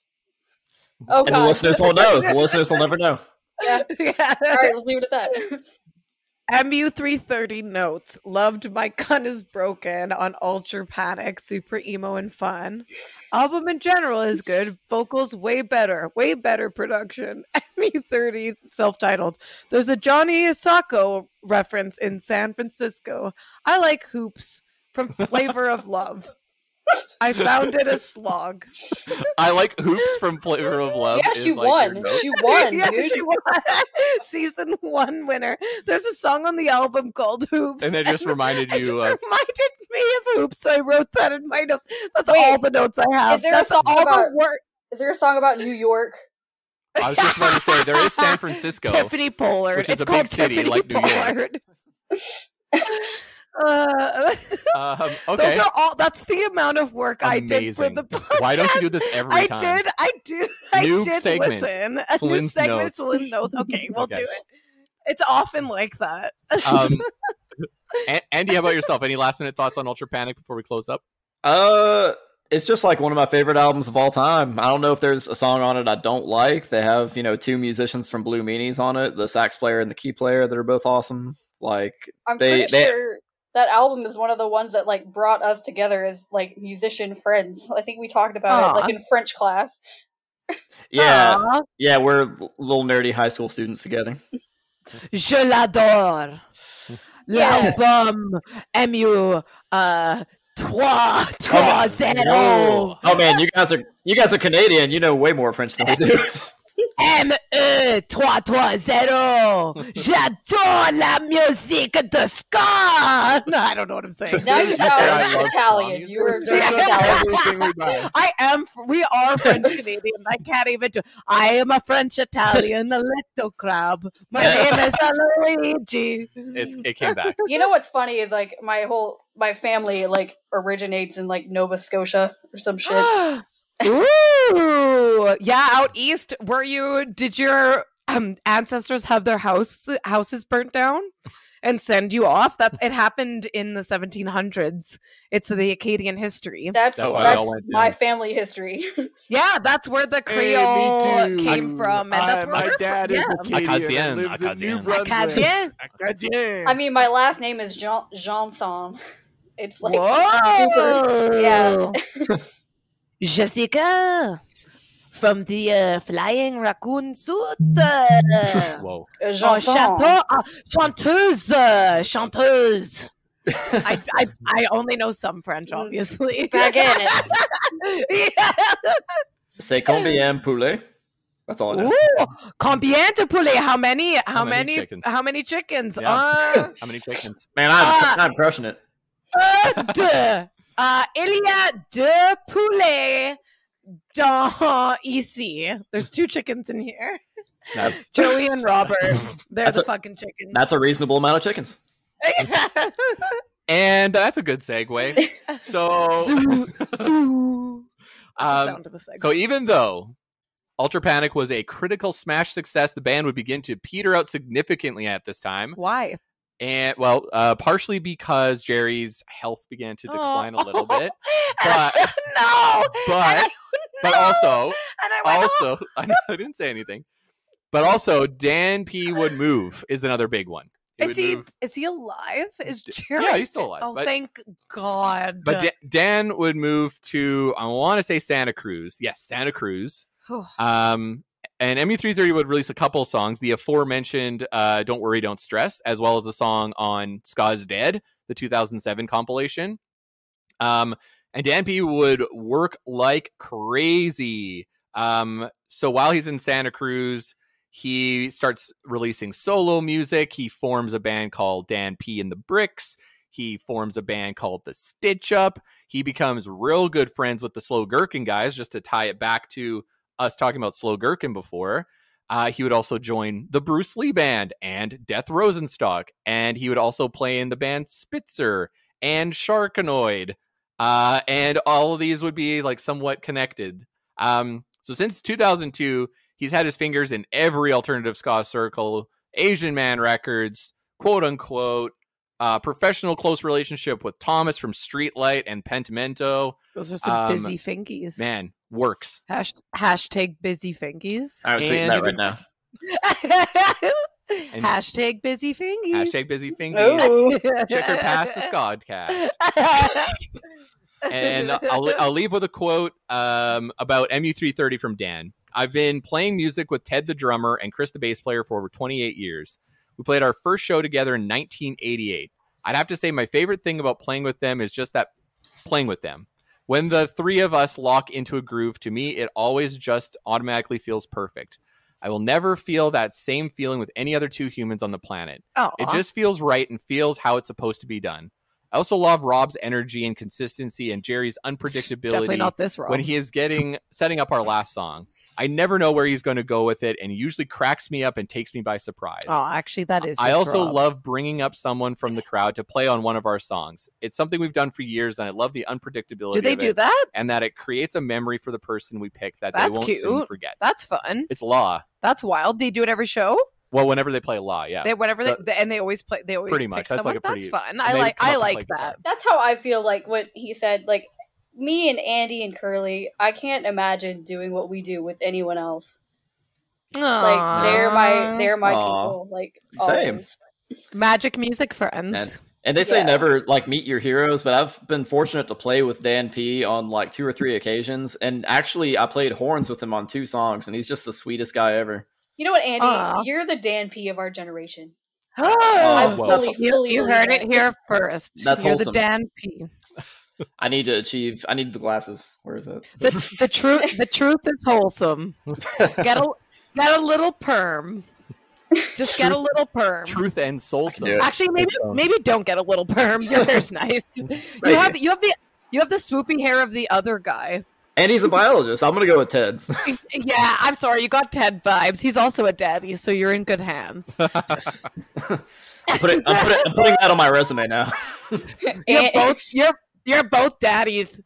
Curly, we don't know. We'll have to wait till the next episode. I think Andy and Curly are Ska'd daddies for sure. Shh. No, we gotta make him listen to this whole episode to get to the end and hear that. Curly is also a daddy. And with that, we come to the end. And now we're going to play some games. Woo! I hate games. Hey, All right. same. Ahem. I hate fun. Yeah, it's all for Rob, anyways. Ahem. And that's about the time I made some equity. I was a millionaire by the time I was 23. I will cameo in any reality show. What the hell is paying rent? My friends say I should check my bank account. What's my worth again? What's my worth again? That's I don't right. know if that It's worked. what's my worth again? In this game, Jess, Celine, and Definitely the Andrew will have syllables to. didn't work. Joey's loving it. Yeah, Joey's good. an easy In this get. game- Don't use him as a fucking gauge. What's funny? In this game, Jess, Celine, and Andrew That's will my have partner of to 8 years I'm talking about. guess who the highest net worth pop punk celebrities are Oh, Billy according to Celebrity Net Worth in Joel. Oh, I'm 2016. excited. This is the time for me. You're talking pop culture. This is- You're talking money. In 2000, it's from a Pop Buzz article in 2016, so 2016. 5 years ago. Okay. So don't say Machine Gun Kelly. Net worth. And it's from Celebrity Net Worth. That's right. So it may not be an all-inclusive list because people may not share their net worth. Money, money, money, But money. Basically, we'll do this sort of Family Feud style, if you will. Ding. But I think what we'll do is we'll just go Don't one kiss by me one. and Jess, though. We will just The I'll start- original host used to kiss Yes. women, and it we will was start weird. with Weird. Jess. Yeah, he Go like gave him a ahead. big smooch on the cheek. Richard something. Richard Dawson. Richard Dawson. He'd kiss all the ladies. Not Richard Karn. No. other Anyways, family carry members. on. You're interrupting yourself. So we'll go Jess, Andy, Celine, and you'll just name a celebrity that you think is on this list of 14. Woo! And once you get 3 incorrect answers, Oh, I shouldn't you're have said out. anything. So yeah, no kidding, because you're not first. Damn it. Stop looking at the screen. Yeah. I'm just gonna No. twist it a little bit. Some are tied. I should mention that. If you get one from the tie, I'll mention what the other one is. Okay, so And this it's is all pop punk people? Pop punk. Yeah. from I will say- 2016. From 2016. I will say off the bat, no ska people on there. Yeah.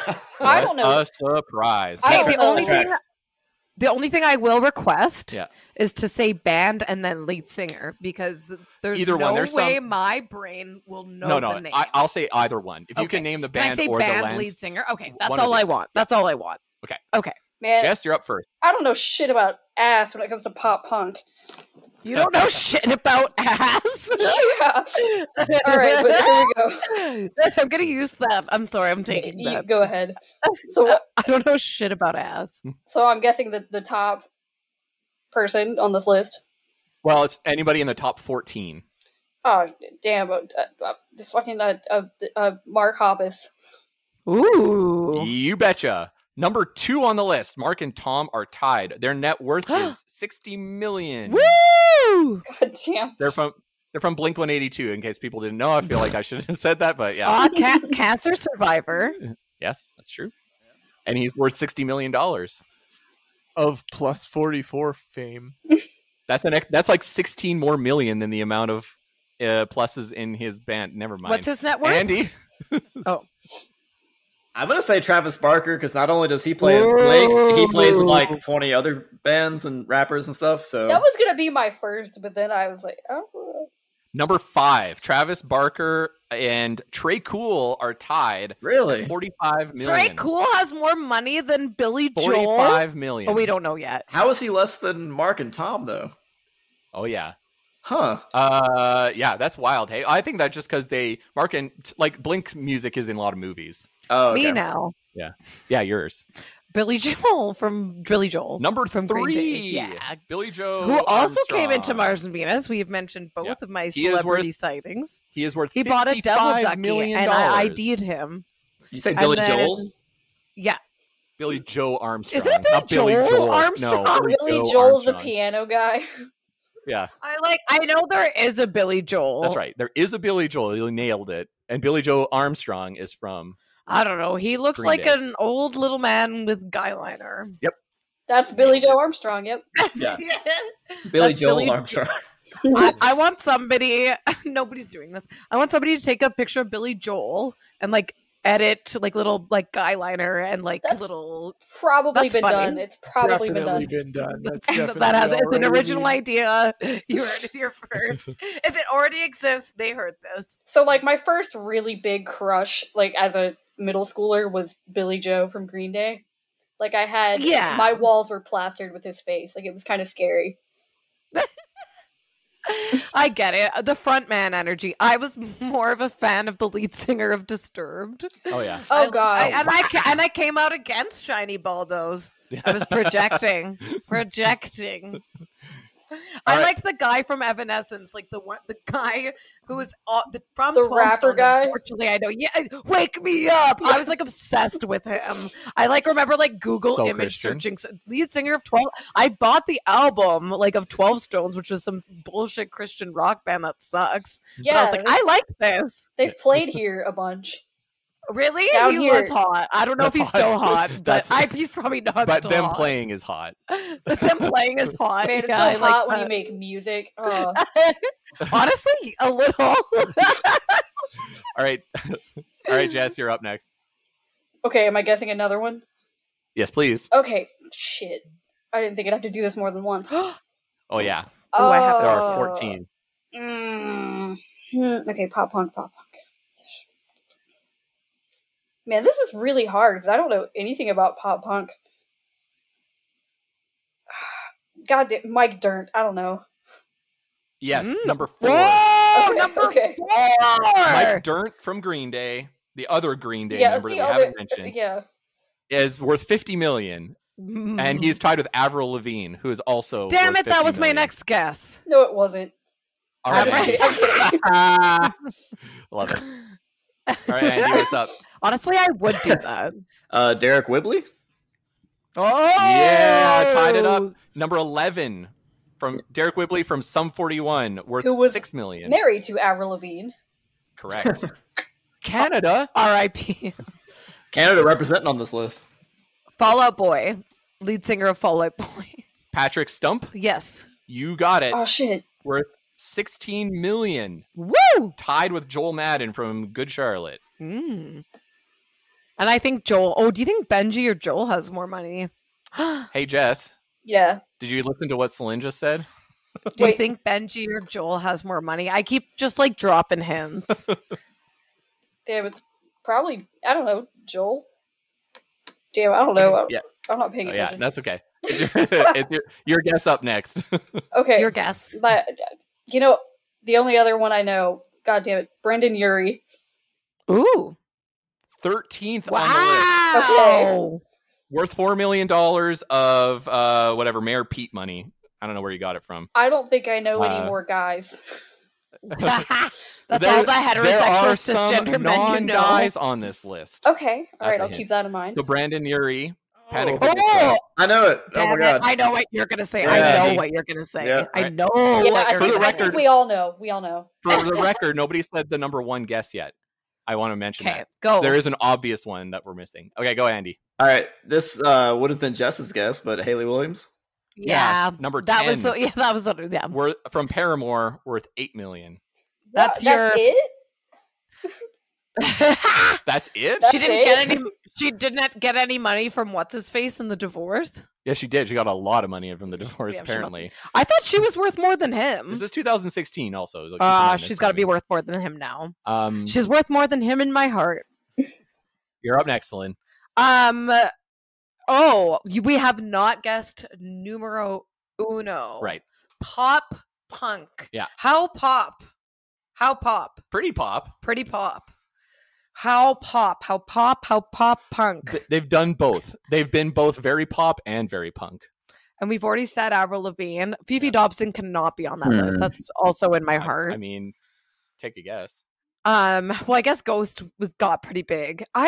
Now we're reaching the end of like where my brain can go. Panic at the Disco. She said Brandon Urie, Panic. at the Oh, Disco. sorry. That's what you said. Mhm. My Chemical Romance is emo, so that's where I'm like, that's not considered pop punk. Well, My Chemical Romance, the guy from My Chemical Romance.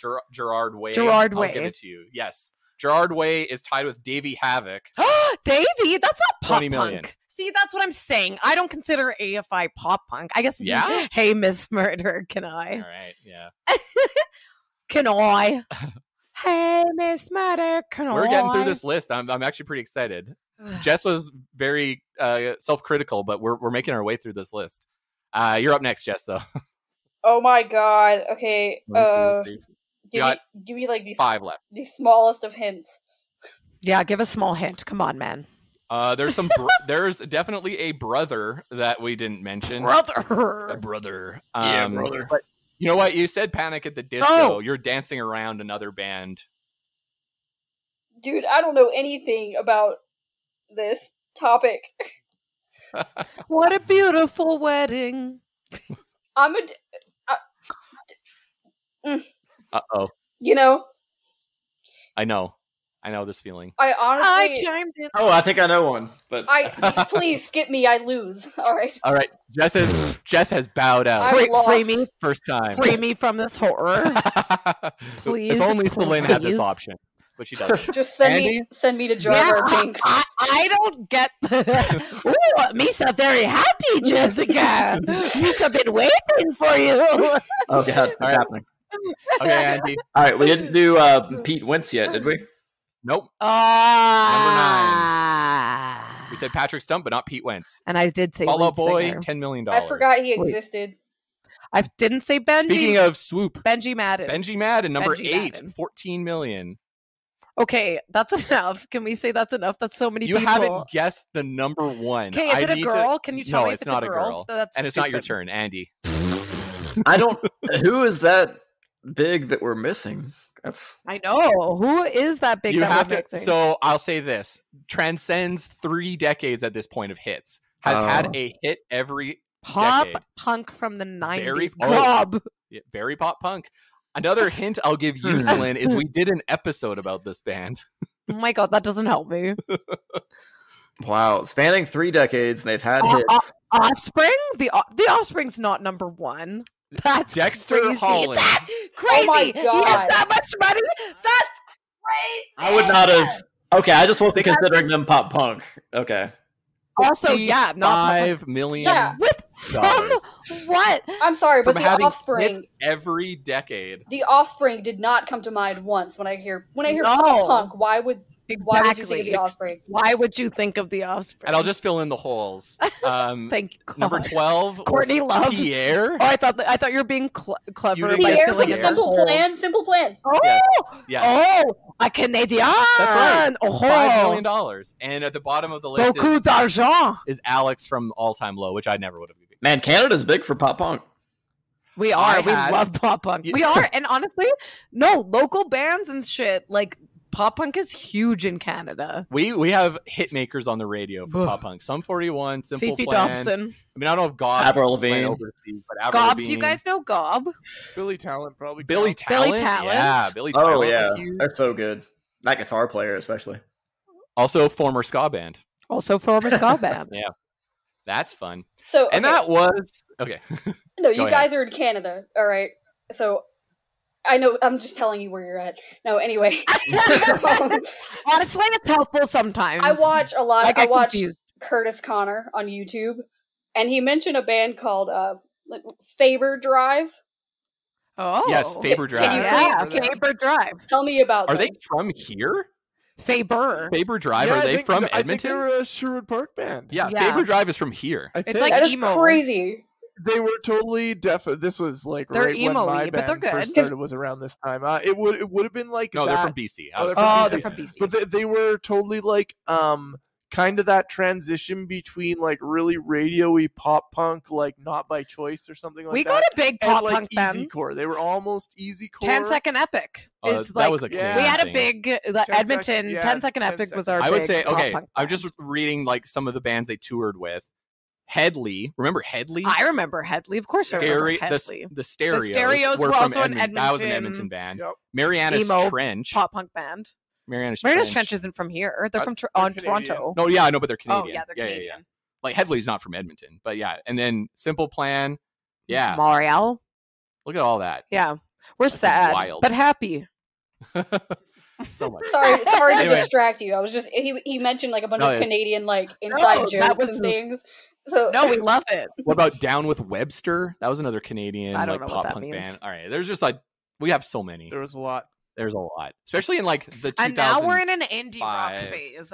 Oh, I would say- Unfortunately, like Well, Royal Tusk. I think Broken um, Social Scene blew that wide What was the open. one? Arcade I Fire. love Broken Social Scene. That's so good. Broken Social Scene, Arcade Fire, All of those stars. Scenic, Feist. Route to Alaska Feist is was from gigantic. Edmonton. Yeah, Feist is huge, obviously. What is that? The band that did the theme song to Search Party. Also, fuck it. Oh yeah, the They're band that from- did that's They're from sweet. here. The one that has all Also the songs about killing Peaches. themselves. Peaches. Peaches is Yeah. Peaches, and we love her. And with that, we're gonna do one more segment, and we're gonna answer some questions from Twitter. Yay. There's some gooders. Oh! I won't ask some of the ones that were clearly meant to troll us. Why? Oh, maybe. I don't know. Curly asked why he's not on this episode. What's our reasoning for him not being on the episode? Rob and Celine just said they really didn't like him. Yeah. They, Aw, Oh. that's so sad. I want to troll him, but then I feel bad. I mean, Mini Vandal did ask how many dubs he got since the last episode, because on the last episode he was giving us shit for not knowing what that meant, and he said Oh, yeah. 69. I was gonna say 69. I was just gonna answer for him. hard mind. All right. How about this? Curly, how about you come on the pod and talk about it? Yeah. How about you Oh, come wait. on the pod and have a conversation with us How about this? why you're not on the pod? Curly, more like straighty. Oh, Would they? Okay. NPR skanking department asks, would they rather have a really well-trained guinea pig that's the size of a bear, or an untrainable bear the size of a guinea pig? Aww, I like both of those things. dude, you gotta have the guinea pair. The guinea pig, Yeah, the size you do, of a bear. because then you could ride it. it would yeah. just sit there, and it would Yeah. just sit there. But the Or you could saddle it up. other one would just be a little rascal, and you couldn't catch him. You know, that'd be annoying. I like the little. You know what? We have a Chihuahua, and that reminds me of our. That's what I want Chihuahua. too, because me and I want Ariane the have little talked about crazy. this. And I want to. I don't know if we've ever talked about this on the podcast. Is about house hippos. Yeah, I want that's a one. Oh, I want have one. you?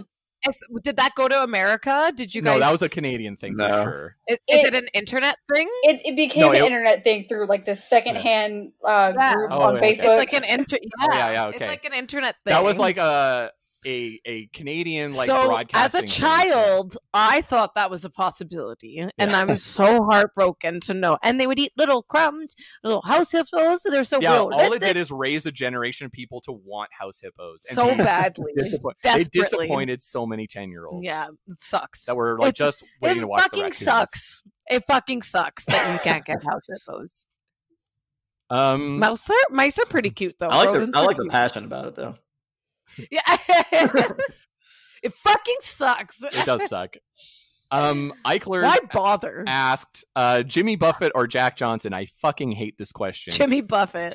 Why? Because Jamaican Mistake. Because Jamaican Mistake. Do you know about Jamaican Mistake? So, I don't know who Jack Johnson is, so I'm gonna say Jack Johnson because there's Margaritavilles just everywhere down here where we're at, and it's just constant and unbearing. And every man on the coast that like just goes anywhere looks like Jimmy Buffett. Parrot heads. You know what? Alberta's full of Jack Johnson, so I get it. Can we trade? So Jack Johnson is he's like a shirtless guitar guy. Yeah, we have a lot of those guys.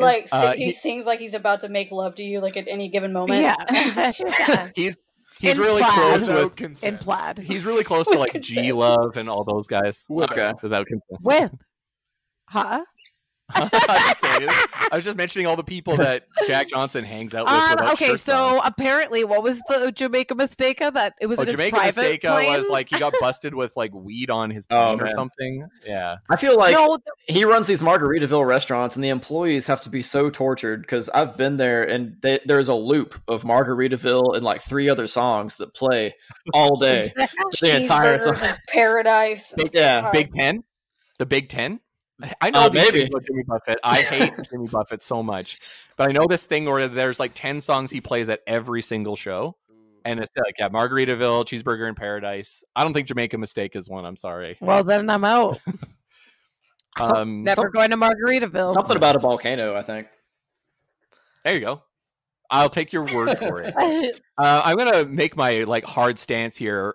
Fuck Jimmy Buffett's music. Like it sucks. It sucks a lot. Yeah. So Robert Bowl asks, what's your favorite video game power-up in honor of your name? Dude, banana. You play Pokemon Go daily. I don't anymore, actually. I can't play it because my phone won't update. Oh. Duh. I can't play Pokemon Go because I don't have self-control on not buying lures and it's too expensive. Microtransactions get me. I have spent so much money on Pokemon Go. It's unbelievable. Yeah, it's dumb. I hate myself for it. Yeah, it's upsetting. What was the question? Favorite video game power-up. Favorite video game power-up. Oh, the kitty power-up in Super Mario, the new one for the Nintendo Switch, huh? The cat bell. Oh, yeah, that's good. Yeah, the cat one. The one where you turn into a fun cat and you get, the one where and then you get to like rub it against the other cats and they all follow you. And then you have like a train of cats. Cat train. Cat train. I'm like stuck on a Mario thing right now. I'm trying to think of power-ups. My Mario power-up that is not a power-up is the boot. You just get in a boot, and that's it. From the original games. It's like nothing happens to you. He's just in a boot now. Yeah, I like that power-up. When you said Tim Armstrong must love that. When you said cat train, it reminded me of how I accidentally got Andy's cat pregnant. Oh yeah, not like me. You personally, not me personally. Caught that so fast. You were just like holding a turkey baster with cat sperm. Oh, yeah, God. always have it on me. You know. Yeah, I was trying to. Jessica and I were actually doing a different live stream during the pandemic. Oh God, that's the joke. That's the joke. That you're doing a different live stream. The rest, the imagination goes from there. End of story. Yeah. Someone wants to talk about Jamaica Mistake. Wants to talk about Jamaica Mistake. While in Jamaica on January 16, 1996, Buffett's plane was shot at by Jamaican police. That's crazy. And it was also carrying Buffett and Bono. That's it. The worst airplane I can ever imagine being on. Yeah. Oh, I God. just wanted everyone to know Bono was on that plane. Oh. What do they even have to talk about? Do they think they just sit in silence the whole time? I imagine in the news report it wasn't relevant that Bono was there, but he just wanted people to know he was there. So he kind of telling everybody. Bono was there. Man, the Edge was real pissed off that he wasn't mentioned in that article. Yeah.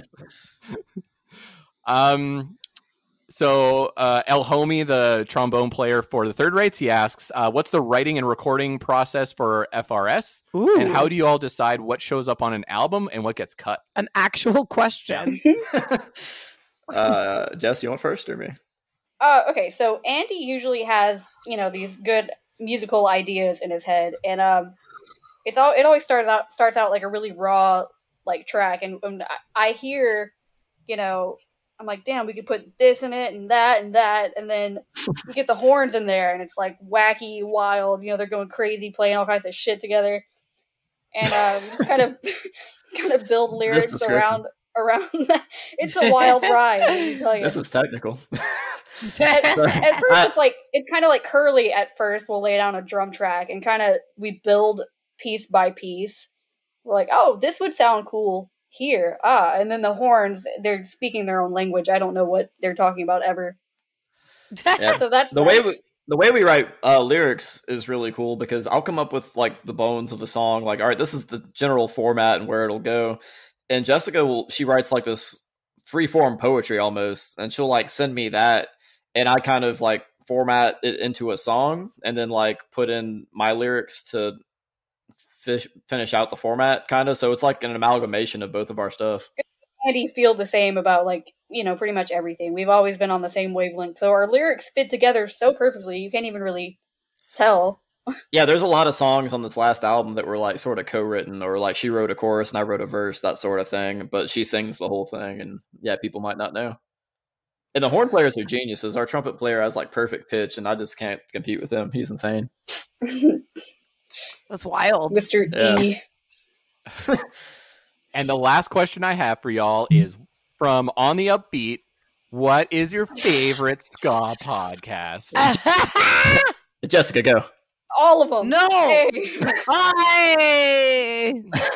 Man, So democratic. can I I just don't know how good you want your hair to look when you come here. Oh no.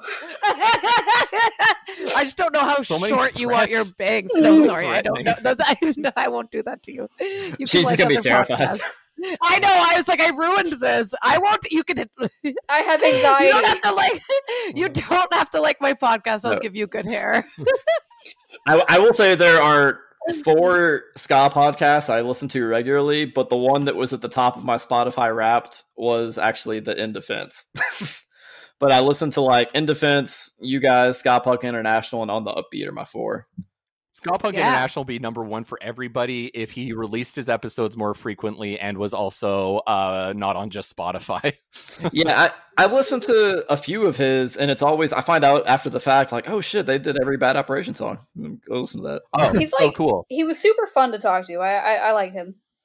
Yeah, we love. He was on the Chris. pod here too. Yeah, Yeah, I'm yeah. giving Chris the gears because He he's is like, We love currently Chris. diversifying. He just did a video about it the other day. oh, there Yeah. we go. Look at you go, Joey. Finger Chris was on one the of the pulse. first people to give us his Engineering. time. He was the one that told us to reach out to you. Yeah. Oh, that's Aw. awesome. Man, Yeah. Chris is awesome, and I feel like it was sort of overwhelming because we had 4 people on his podcast when we did it, and it was just kind of insanity. But His cats were also like running around in the background the whole time. He had to like chase them down. Aw. it was a super fun one. And I remember on his episode, he left a bunch of insanity of ours at the end that he's like, I was trying to edit around it. I'll just leave this in. And with that, thanks for listening to Checkered Past. Hit us up on Instagram, Twitter, YouTube, and TikTok at Checkered Past Pod, or send us an email at checkeredpastpod@gmail.com. Please like, subscribe, tell your friends, and rate us 5 stars on Apple Podcasts and Spotify. And if you want to support the pod, head on over to checkeredpast.ca. We just revamped the website with has all your episodes and links and our merch all in one place. This episode is edited by Arianne and engineered by Joey, who creates weekly Spotify playlists featuring music played on today's episode. Justin Andrew, thanks so much for joining. The last little bit's for you to plug where Yay. is the best place for people to find your music and give you the most money? Andy. So Bandcamp's doing Bandcamp Fridays again this year, which is going to be rad. So look out for our EP on there. We got that coming out. Yeah, so we've got that coming out. We're touring the South and the Northeast, so we should have those dates out by the time this podcast drops. So just follow us on Twitter and Instagram and stuff for those dates and for our new music. At FRS at the Flying band. FRS the Twitter. band, because there's a card and an energy drink that are FRS, so we're FRS the band. Yeah, we had to FRS capitalize the it, band. the band, so that people would know, What's that? I mean, this isn't the point, but what does FRS stand for the energy drink? It's not Flying Raccoon Suit energy drink. Oh man! No, we made it. Yeah, I'm just kidding. No, we didn't. It's a thing. Fucking rad spritzer. No, Flying Raccoon Suit the band. They should- only. They should sponsor us, right? I just googled it and it's called FRS Healthy Energy. It doesn't say what it stands for. Actually, That's I'm going to Google disappointing. that. Hold on. Yeah, it's got to stand for something, right? It's got it. We all gotta stand for we something. all have to stand Oh. for something. Yeah. Oh! It's Free Radical Scavenger. I said radical. What? Free radical scavenger. That's bad. Flying Raccoon Suit's so much better. We have a song Thank you. called Radical Scavenger. Scavenger. Please sponsor us. Vertical Please? integration. Please give us free stuff. We're radical, and we have a song called Scavenger. Yes. Nailed it. Yeah. And until next time, I'm Rob. And I'm Celine. And in the immortal words of Mu330, next time it's serious, it's got to be serious because I don't think I can hold up.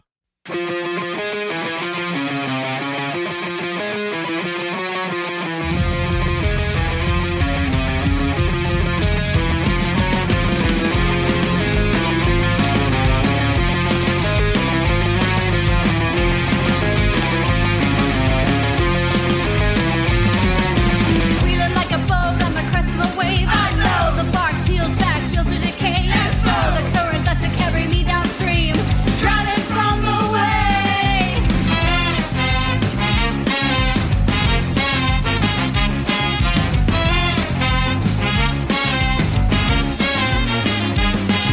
The hourglass sits underneath the air that's slow. The tendrils grip that I stop the field and grow. The current that's to carry me downstream, drowning from the way. Pariahs fed to piranhas that sail on logs on driftwood prevail. The preconceived notions were destined to fail. You can't float when the baggage weighs you down. The shore is all you want to see.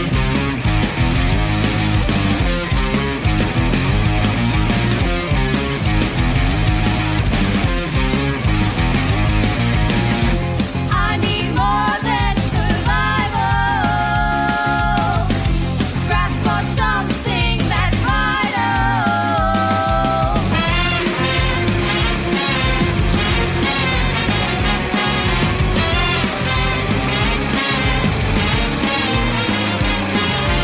Pariahs fed to piranhas that sail on marks on driftwood prevail. The preconceived notions were destined to fail. You can't float when the baggage